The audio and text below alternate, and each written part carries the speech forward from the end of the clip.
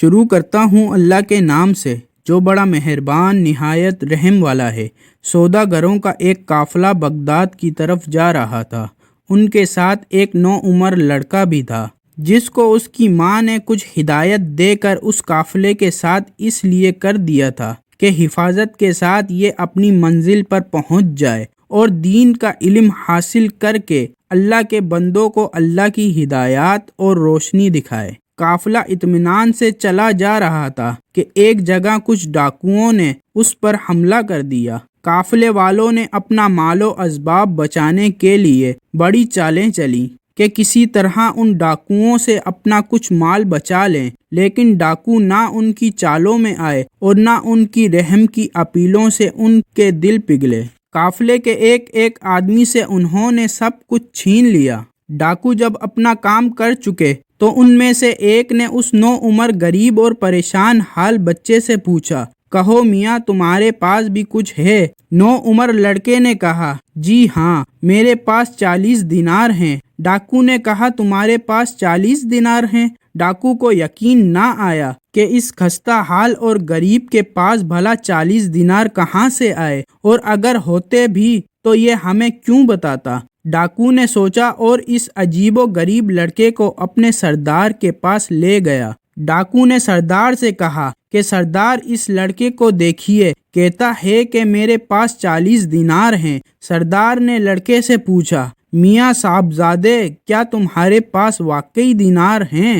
نوعمر لڑکے نے کہا، جی ہاں میرے پاس 40 دینار ہیں۔ بھلا تمہارے پاس دینار کہاں رکھے ہیں؟ سردار نے غریب لڑکے کو حیرت سے دیکھتے ہوئے پوچھا۔ نوعمر لڑکے نے کہا، جی میری کمر سے ایک تھیلی بندھی ہوئی ہے، اس میں ہیں۔ سردار نے لڑکے کی کمر سے تھیلی کھولی، دینار گنے، واقعی 40 دینار تھے۔ سردار حیرت سے کچھ دیر اس لڑکے کو دیکھتا رہا، پھر بولا، صاحبزادے تم کہاں جا رہے ہو؟ نوعمر لڑکے نے کہا، میں دین کا علم حاصل کرنے کے لیے بغداد جا رہا ہوں۔ سردار نے پوچھا، کیا وہاں تمہارا جاننے والا کوئی ہے؟ نوعمر لڑکے نے کہا، جی نہیں، وہ ایک اجنبی شہر ہے۔ میری امی نے مجھے یہ 40 دینار دیے تھے کہ میں اطمینان کے ساتھ علم دین حاصل کر سکوں۔ اس اجنبی شہر میں میری ضروریات کا کون خیال رکھے گا اور کیوں کسی کا احسان اٹھاؤں؟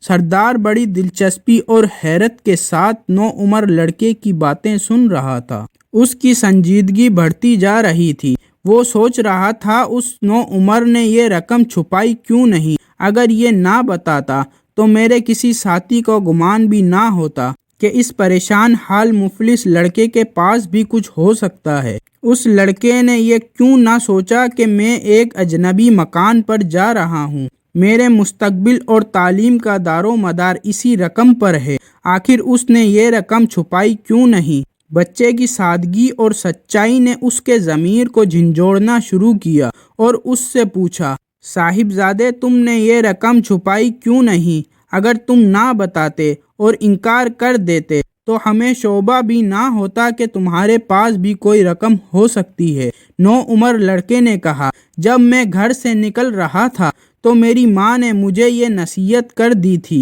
کہ بیٹا کچھ بھی ہو تم جھوٹ ہرگز نہ بولنا۔ بھلا میں ماں کے حکم کو کیسے ٹال دیتا؟ سردار کے اندر کا انسان جاگ گیا۔ وہ سوچنے لگا، یہ نوعمر لڑکا اپنی ماں کا ایسا اطاعت گزار ہے کہ وہ اپنا مستقبل تباہ ہوتے ہوئے دیکھ رہا ہے، لیکن ماں کا حکم ٹالنے کو تیار نہیں، اور میں کتنے عرصے سے برابر اپنے پروردگار کے حکموں کو روند رہا ہوں۔ اس نے لڑکے کو گلے سے لگایا، اس کے دینار اس کو واپس کیے، قافلے والوں کا سامان واپس کیا اور اللہ کے حضور سجدے میں گر کر گڑ گڑانے لگا۔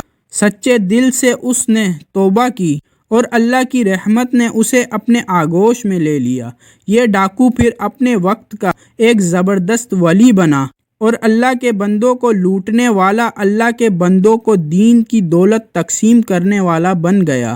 عظیم ماں کی تربیت نے صرف نوعمر لڑکے کو ہی اونچا نہیں اٹھایا بلکہ ڈاکوؤں کی بھی تقدیر بدل دی۔ یہ وہی ہونہار لڑکا ہے جس کو ساری اسلامی دنیا عبد القادر جیلانی رحمۃ اللہ علیہ کے نام سے جانتی ہے، اور جس کا نام آتے ہی دل عقیدت و احترام سے جھک جاتا ہے۔